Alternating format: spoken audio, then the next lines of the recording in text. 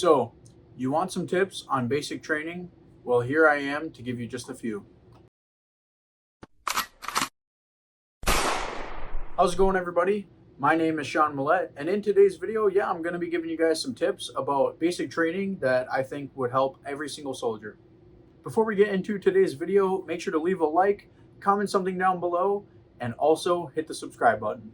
It turns out that there's also a large portion of you guys that are unsubscribed to this channel, and I'd really appreciate it if you guys could hit that subscribe button. We're trying to get to 1,000 subscribers, and we're only about 150 away.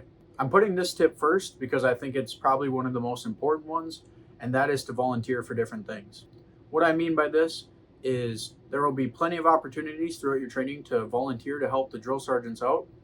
This could include staying at training areas a little longer than expected or longer than the rest of the company. Also arriving early to training areas. Usually these types of opportunities can help get you out of some of the rougher times and, make your day a little more interesting. Because let's be real, when you're at basic training for about 10 weeks, each day starts to look a little repetitive. And if you can find ways to change it up, that's one of the best ways to go about it. For tip number 2, I would say take advantage of the ability to go to some sort of religious services on Sundays. Typically, this is the only time that is designated for each soldier every single week that you can get away from the drill sergeants, get out of the barracks, and just kind of have some more time to yourself, I guess.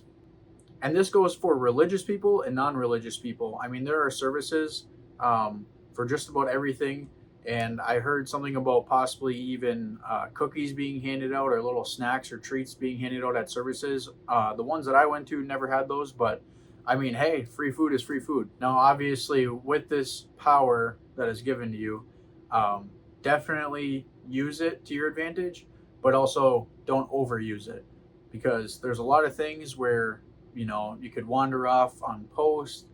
There's just a lot of trouble that you could get into. Don't be using someone else's phone that's through AIT trying to text your girlfriend or mom and dad. Like, it's not worth it. It's not worth it to be risking your progress you've made up to this whatever point just for something small. All right, so for the third tip, this is kind of like the first one, but almost the opposite. And that is for the drill sergeants to not know your name as long as possible.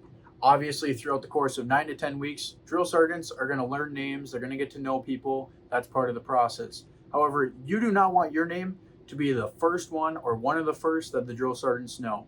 The reason I say this is because most times this isn't for good reason. Usually the first names they know is because they are the troublemakers.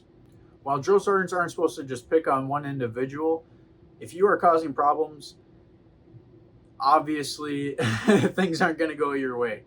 So if you build that bad reputation for yourself early on, it's only going to carry over until basic training finishes for you. And sometimes you have job training at the same exact place with the same exact drill sergeants, and now that's even longer for you. So I definitely don't recommend the drill sergeants knowing your name right off the bat. Some things I personally did, because I got this tip and I took it like to the maximum, is I would always be in the back of formation. Sometimes you don't always have this ability. Sometimes your company isn't as big as mine was. We had about 180 soldiers within our company. But there are obviously things you can be doing on your end to make sure that this doesn't happen. Being squared away is probably one of the biggest ones, because if you're the one that's constantly getting your platoon or company in trouble, it's going to be a bad day for you. And honestly, you might build a bad reputation for the drill sergeants, but you could also build a bad reputation among yourself with the other trainees. And, you don't really want everyone to be against you. And that kind of ties in with tip number 4, and that is be at the right place, at the right time, in the right uniform. 3 things: right place, right time, and right uniform. The best way I can really describe this as a whole is just plan ahead. Being on time. If anything, you want to be wherever you need to be early, 5 to 10 minutes, probably a minimum at all times. Right uniform. Think about what uniform you got to wear. If you're going to graduation, you're not going to put on your OCPs. If you got PT in the morning, you're not going to be wearing your OCPs. Like, it's pretty common knowledge what you're going to be wearing. Sometimes stuff gets changed up. Different stuff comes down last minute. So I understand, but majority of the time, you're going to be right as long as you listen to those three things. What is it? I said time, uniform, and place. Where do you need to be? Where do you need to be?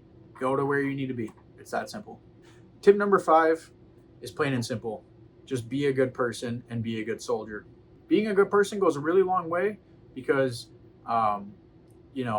happiness, all sorts of positive emotions can greatly impact emotions of other people around you. So if you're always happy and you're always having a good attitude at training all the time, people around you are also going to have that. Another reason I say this is because if you're a good person, people are going to want to be friends with you.